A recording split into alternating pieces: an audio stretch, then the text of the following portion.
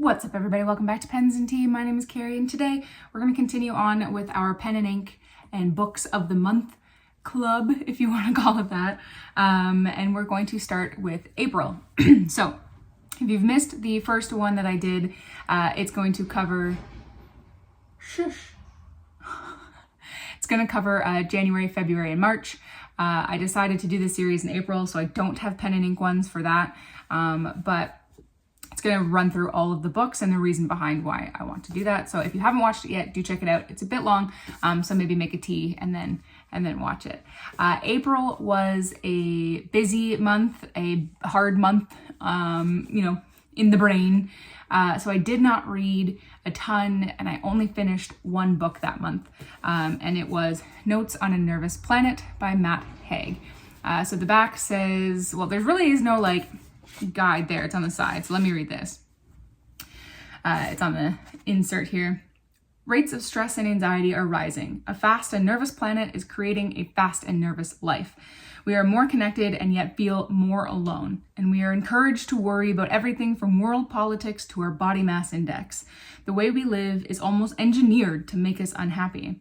When Matt Haig developed a panic disorder, anxiety, and depression as an adult, he began to look for ways in which the external world could impact his mental health in both positive and negative ways. Now, in Notes on a Nervous Planet, he has spun that understanding with the warmth and insight he is known for to create a personal and vital set of instructions for how to feel happy, human, and whole in the 21st century. So basically, I read this one because, dealing with anxiety has been no fun. It's overreaching thing is basically, I've always been an anxious person. Apparently I've always had anxiety. I just never really knew it until the pandemic took my coping mechanisms away.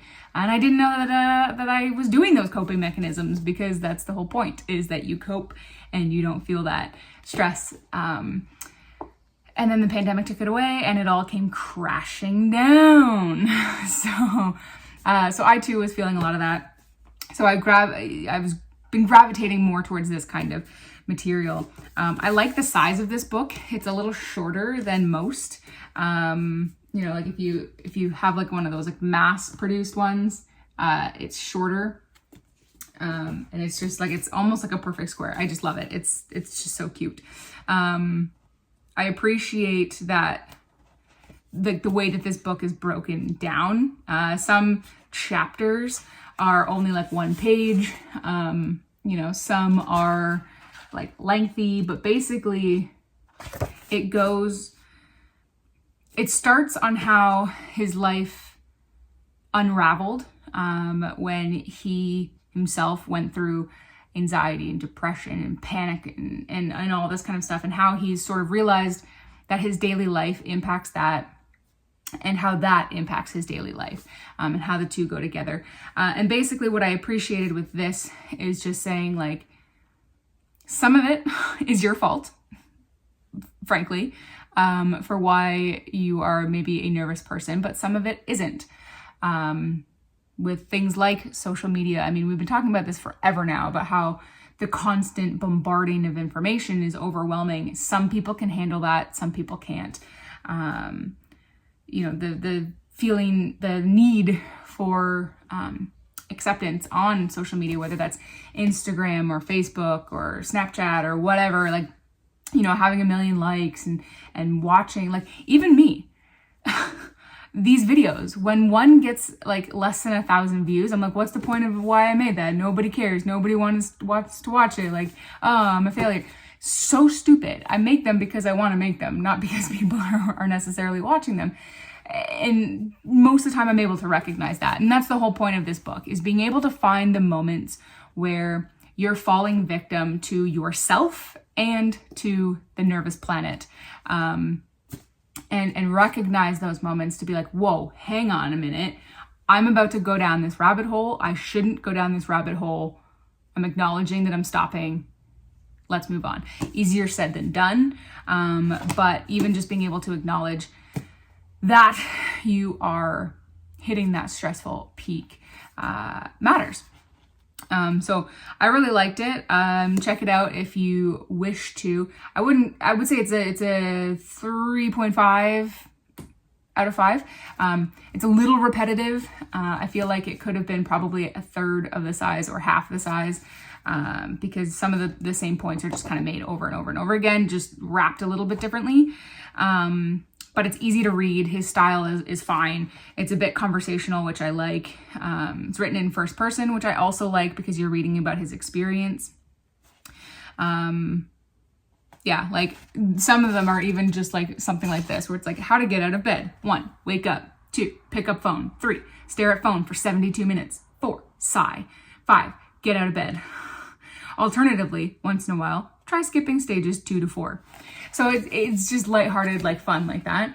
Some of it's common sense, but the problem with common sense is that it needs to get knocked in there. So I read that mostly on my lunch breaks at work, because I get an hour lunch and it takes me 10 minutes to eat. So I've been reading books on my lunch, and I've also been watching through Brooklyn Nine-Nine again because I love that show, Nine-Nine. So that's the only book that I read that month.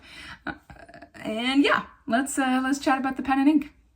Okay, so the pen that I used most often for the month of April was the Platinum 3776 Century with a fine 14 karat gold nib. I have had this pen for a very, very, very, very, very long time. It was the first gold nib I ever purchased.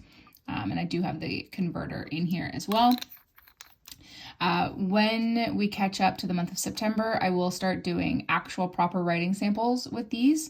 For now, I'm just going to do ink swabs because I'm playing catch up with this series, but starting from September onwards, you'll get proper writing samples. This pen I absolutely adore. I have done a full review of this many times on my channel if you want to check it out, but I like the fact that it's light. It sits in my hand perfectly. It can post if you want to. I don't.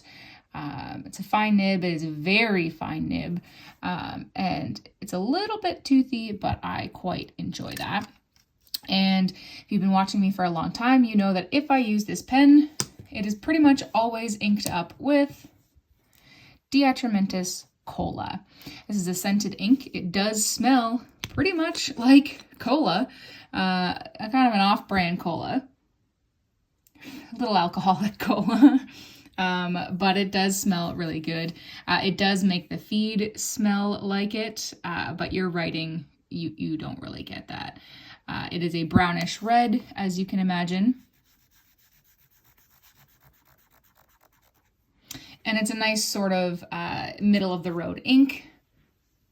Not super, super wet, but certainly not a dry ink either. I've also had this actually for a long time. I think probably 5 or 6 years, almost as long as I've had this. So I quite like it, and the two went together perfectly for the entire month.